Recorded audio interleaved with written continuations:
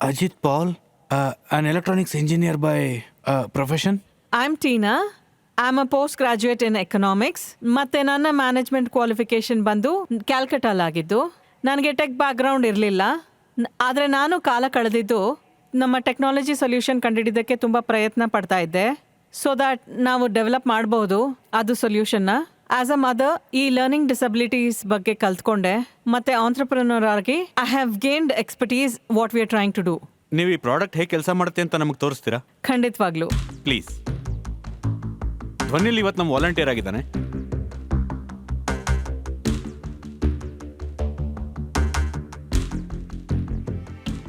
I went to be big, say the little dog.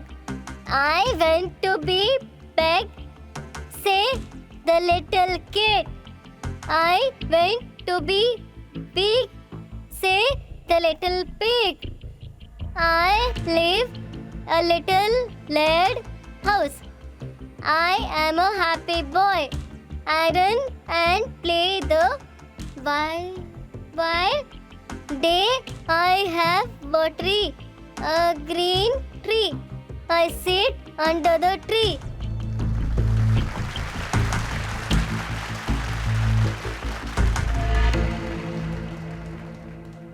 ನೀವು ಸ್ವಲ್ಪ time spend ಮಾಡ್ಬೋದಾ? ನಾವ್ ಏನ್ ನೋಡಿದ್ವಿ ಅಂತ ತಿಳಿಸ್ಕೊಡ್ಬೋದಾ? ಇದು ಒಂದು ಐ ಟ್ರ್ಯಾಕಿಂಗ್ ಡಿವೈಸ್.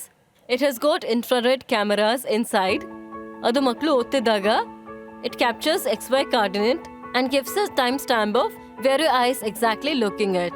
ಇವಾಗ ಒಂದ್ಸಲ ಓದಿದ್ ಮುಗಿದ್ಮೇಲೆ ನಮ್ಮ ಹತ್ರ ಇದೆ ಅದು ರಾ ಗೇಜ್ ಡೇಟಾ ಅಂತ. ಅದು ಟೈಮ್ ಸ್ಟಾಂಪ್ ಜೊತೆ ಆ ಗೇಜ್ ಡೇಟಾ ಇಂದ ನಾವು ಮಲ್ಟಿಪಲ್ ಮಾರ್ಕರ್ಸ್ ನ ಎಕ್ಸ್ಟ್ರಾಕ್ಟ್ ಮಾಡ್ತೀವಿ. ಅಂದ್ರೆ pause duration, number of pauses, the cats categorization ಮತ್ತೆ ಆಂಪ್ಲಿಟ್ಯೂಡ್, ಓದಕ್ಕೆ ಎಷ್ಟು ಟೈಮ್ ಬೇಕಾಗಿದೆಯೋ ಎಷ್ಟು ಟೈಮ್ ಆಗಿದೆ ಅಂತ ಎಕ್ಸ್ಟ್ರಾಕ್ಟ್ ಮಾಡ್ತೀವಿ ಆ ಮಾರ್ಕರ್ ಇಂದ.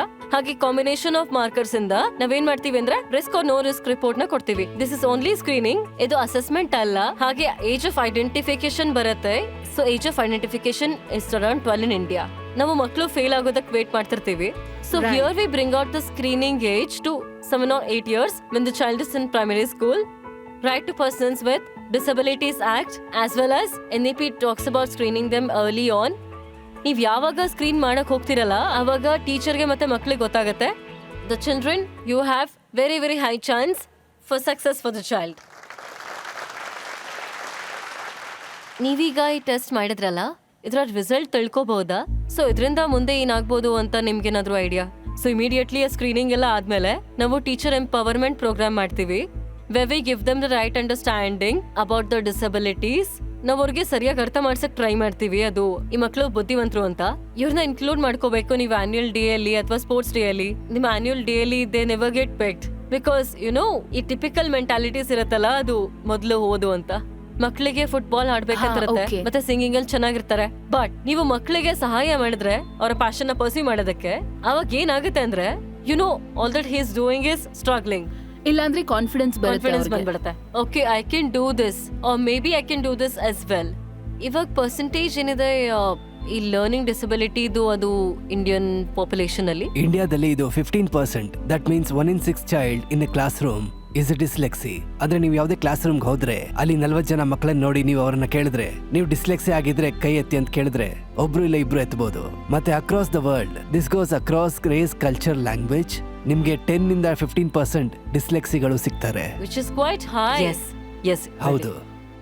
ಇದು ತುಂಬಾ ದೊಡ್ಡ ಸಮಸ್ಯೆ ನಮ್ಮ ದೇಶದಲ್ಲಿ. Thank you. ನಾನು ಕೂಡ ಒಬ್ಬ ತಂದೆ.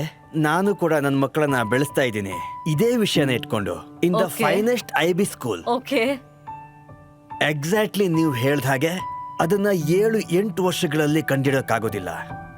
9th ಸ್ಟ್ಯಾಂಡರ್ಡ್ ಅಲ್ಲಿ ಬಂದಾಗ even being in top line IB school, ಅದರಿಂದ ನಮ್ಗೆ ಈ ವಿಷಯದಲ್ಲಿ ಸಹಮತ ಇದೆ.